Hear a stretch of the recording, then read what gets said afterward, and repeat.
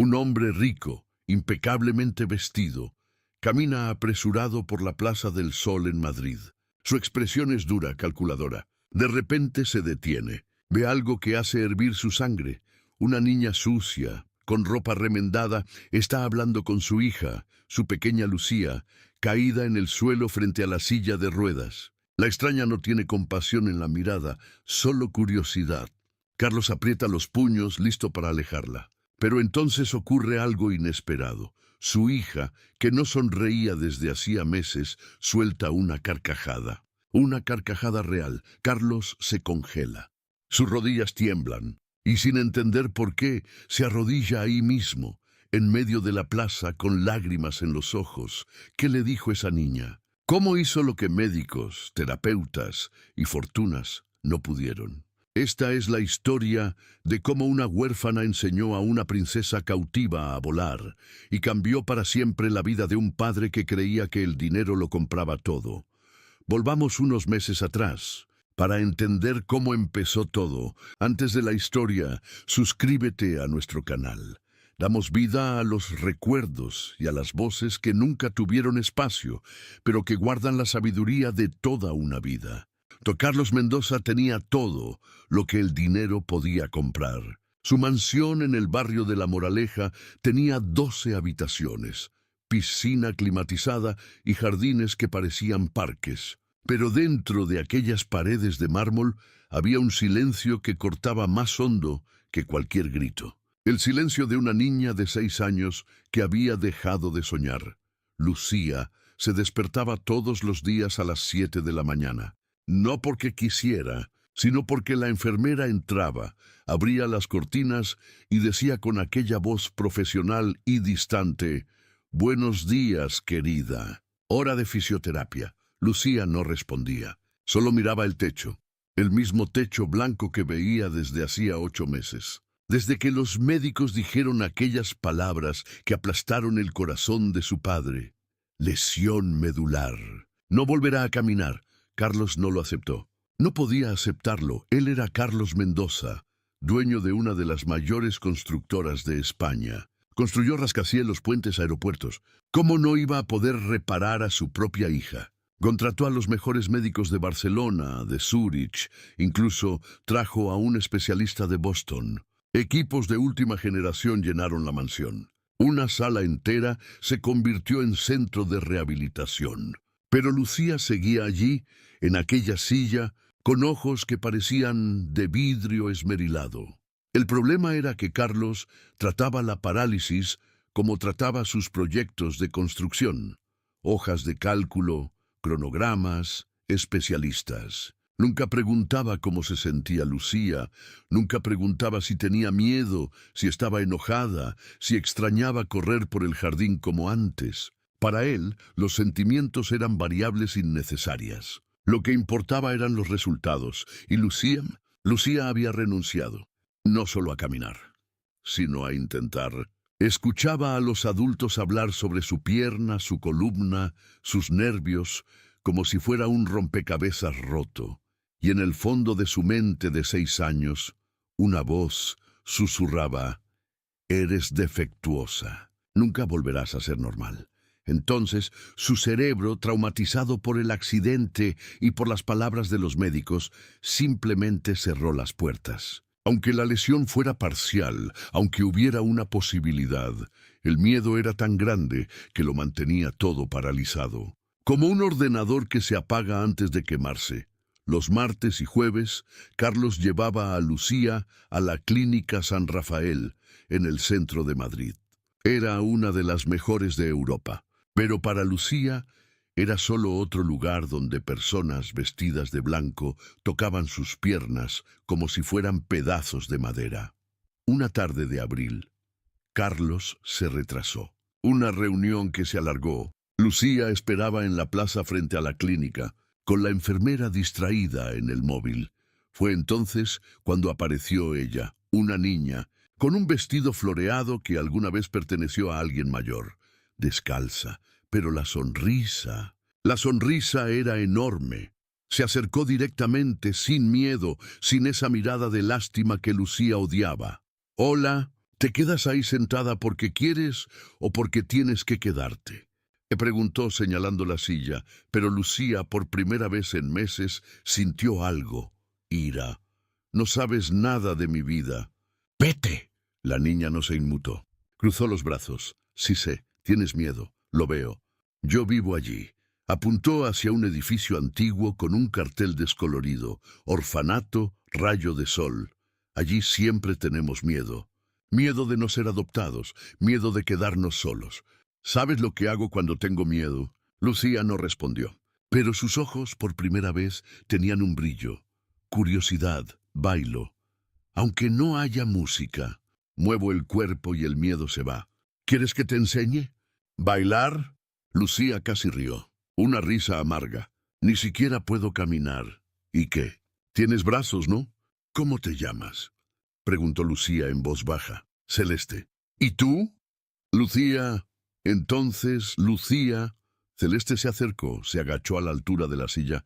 Déjame enseñarte algo. Pero tienes que prometer que no te reirás de mí. ¿Por qué? Porque bailo muy mal. Y entonces ahí mismo, en medio de la plaza, Celeste empezó a mover los brazos torpemente, como si nadara en el aire. Giró, tropezó, casi cayó y rió. Una risa tan libre, tan genuina, que Lucía sintió algo extraño en el pecho. Algo cálido. Y entonces, sin pensarlo, Lucía levantó los brazos e imitó. Avergonzada, pero imitó, Celeste aplaudió. ¡Eso! Ahora con fuerza. Como si empujaras el cielo. Y Lucía empujó. Y por primera vez en 8 meses, no era la niña rota. Solo era una niña jugando con otra. Cuando Carlos llegó, vio la escena desde lejos. Lucía riendo. Su hija, la que pensaba que nunca volvería a reír, estaba con los brazos en alto, siguiendo los movimientos de una niña sucia. Se quedó paralizado. No sabía si debía alegrarse o enfurecerse. ¿Quién es esa? Mas se preguntó. Carlos se acercó, dispuesto a alejar a la intrusa. Pero Lucía lo vio y gritó. ¡Papá! Mira, estoy bailando. Él tragó saliva. Vamos, Lucía, tenemos que irnos. Celeste se apartó, pero antes saludó con la mano. Adiós, Lucía. Mañana vuelvo, ¿vale? En el coche, Carlos no dijo nada, pero miraba a Lucía por el retrovisor. Ella movía los dedos en el regazo, todavía sonriendo. No lo entendía, gastó millones. ¿Y una niña de la calle logró lo que ningún médico pudo? Esa noche Carlos no durmió. Estaba acostumbrado a resolver problemas con dinero, con lógica.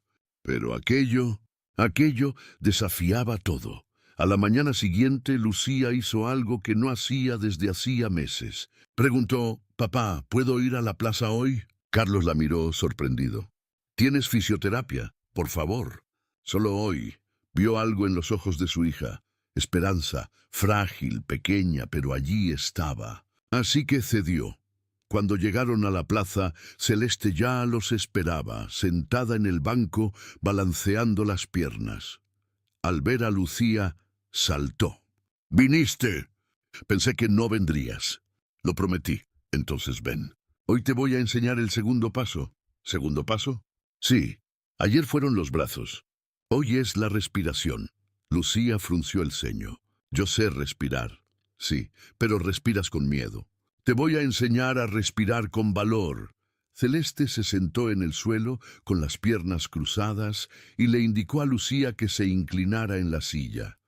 Ahora, inhala bien profundo. Así, mira, inspiró exageradamente inflando las mejillas. Y suéltalo todo gritando. ¿Gritando? Sí, así, ¡guau! Celeste soltó un grito que espantó a las palomas. Lucía rió. Estás loca. Lo estoy. Y tú también lo vas a estar. Vamos. Lucía inspiró, titubeante, y soltó un gritito débil. No. Más fuerte, como si pelearas con el miedo. Lucía lo intentó otra vez, y otra. En el quinto intento, el grito salió, alto, fuerte, liberador. Y por primera vez sintió que tenía el control de algo. Carlos observaba desde lejos, apoyado en el coche, con los brazos cruzados. Quería entender, quería racionalizar, pero no podía. Solo sentía que, de alguna manera, aquella niña estaba logrando lo que él no podía, llegar al corazón de su hija. Los días se convirtieron en semanas y nació un ritual. Todos los martes y jueves, Celeste esperaba en la plaza. Y cada día había un nuevo paso. El tercer paso fue mirar a los ojos. Celeste tomaba las manos de Lucía y decía, ahora baila mirándome, sin apartar la mirada. Porque cuando miras a alguien a los ojos, le estás diciendo, existo, soy real. Al principio, Lucía apartaba la vista. Le daba vergüenza. Vergüenza de ser vista, de ser vulnerable. Pero Celeste no la dejaba. No, mírame, no te tengo lástima, te tengo orgullo.